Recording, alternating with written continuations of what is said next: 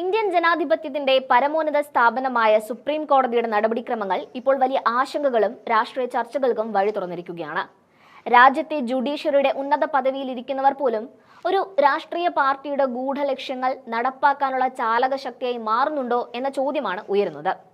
നിലവിലെ chief justice സൂര്യകാന്തിന്റെ ഇടപെടലുകൾ BJPക്ക് വേണ്ടി സമർപ്പിക്കാനുള്ള ശ്രമങ്ങളാണോ എന്ന സംശയം ബലപ്പെടുത്തുന്നതാണ് ഈ ദിവസങ്ങളിലെ സുപ്രീം കോടതി നടപടികൾ.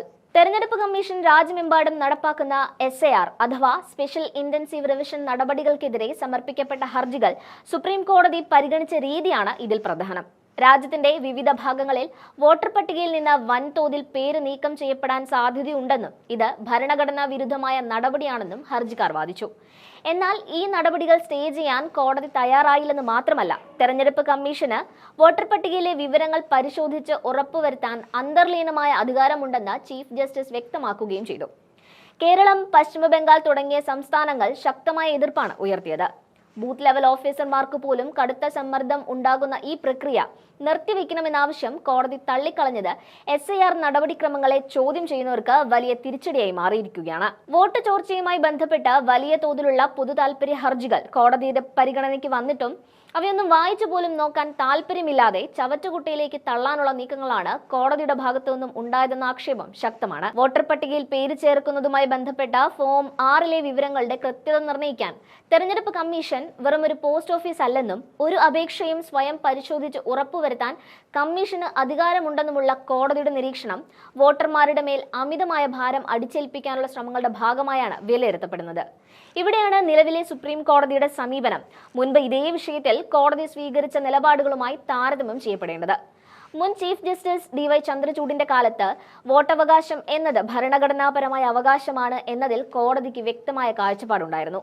വോട്ടർ പട്ടികയിൽ നിന്നും ഒരാളുടെ പേര് നീക്കം ചെയ്യുന്നതിന് മുൻപ് ബന്ധപ്പെട്ട വ്യക്തിക്ക് കൃത്യമായ നോട്ടീസ് നൽകണമെന്ന് മുൻപ് കോടതി കർശന നിർദ്ദേശം നൽകിയിരുന്നു.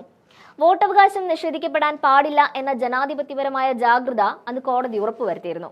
എന്നാൽ ഇന്ന് സൂര്യകാന്ത് ബെഞ്ച് സ്വീകരിക്കുന്ന സമീപനം ഈ ജാഗ്രത പൂർണ്ണമായും കൈവിട്ട രീതിയിലാണ്. വോട്ടർ പട്ടിക ശുദ്ധീകരിക്കാനുള്ള അധികാരത്തിന് ഊന്നൽ നൽകി ഒഴിവാക്കപ്പെടുന്ന സാധാരണക്കാരുടെ അവകാശങ്ങളെക്കുറിച്ച് കോടതി നിശബ്ദത പാലിക്കുന്നതാണ് ഇവിടെ കാണാൻ കഴിയുന്നത്. നിലവിലെ സുപ്രീം കോടതി ചീഫ് ജസ്റ്റിസിന്റെ വിഷയം പരിഗണിക്കുമ്പോൾ മറ്റൊരു ന്യായാധിപനെ കൂടി പരിഗണിക്കാതിരിക്കാൻ കഴിയില്ല. BJPയുമായി സ്വരച്ചേർച്ചയില്ലാതെ വന്നതോടെ ശക്തമായ രാഷ്ട്രീയ വിമർശനങ്ങൾക്ക് വിധേയനായ മറ്റൊരു ന്യായാധിപനായിരുന്നു ജസ്റ്റിസ് BR ഗവായി. സുപ്രീം കോടതിയുടെ പരമാധികാരത്തെ ചൊല്ലി തർക്കമുണ്ടായപ്പോൾ രാഷ്ട്രപതി ദ്രൗപദി മുർമുവിനെ നിയമം പഠിപ്പിച്ച് മൂലക്കിരുത്തിയ വ്യക്തിയാണ് ഗവായി എന്നും കോടതിയുടെ അന്തസ്സ് മാനിച്ചുകൊണ്ട് മാത്രം ഉത്തരവുകൾ പുറപ്പെടുവിച്ചതുകൊണ്ടാണ് BJP സംഘപരിവാർ സംഘടനകൾക്ക് അദ്ദേഹത്തോട് വലിയ അമർഷം ഉണ്ടായിരുന്നതെന്നും പറയപ്പെടുന്നുണ്ട്. ജുഡീഷ്യറിയുടെ ഈ സ്വതന്ത്രമായ നിലപാടാണ് ജസ്റ്റിസ് സൂര്യകാന്തിന്റെ ഭരണത്തിൽ തകർക്കപ്പെടുന്നത്. ഇതിൽ ഏറ്റവും അപകടകരമായ നീക്കം ആധാർ കാർഡുമായി ബന്ധപ്പെട്ടതാണ്. ആധാർ കാർഡ് പൗരത്വത്തിന്റെ ചോദ്യം ചെയ്യപ്പെടാനാവാത്ത തെളിവായി കണക്കാക്കാനാവില്ല എന്ന് കോടതി വ്യക്തമാക്കിയതിന്റെ പിന്നിൽ വലിയ രാഷ്ട്രീയമുണ്ട്.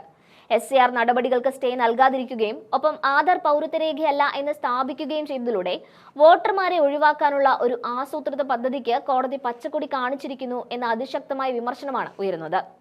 ചീഫ് ജസ്റ്റിസ് സൂര്യകാന്ത് തന്റെ സ്ഥാനക്കയറ്റം BJPക്ക് വേണ്ടി ആഘോഷപൂർവ്വം സമർപ്പിച്ചിരിക്കുകയാണ് എന്ന വിമർശനം ഉയർന്നുവരുന്ന ഈ ഘട്ടത്തിൽ അദ്ദേഹത്തിന്റെ ഓരോ നീക്കങ്ങളും സൂക്ഷ്മമായി പരിശോധിക്കപ്പെടേണ്ടതുണ്ട്.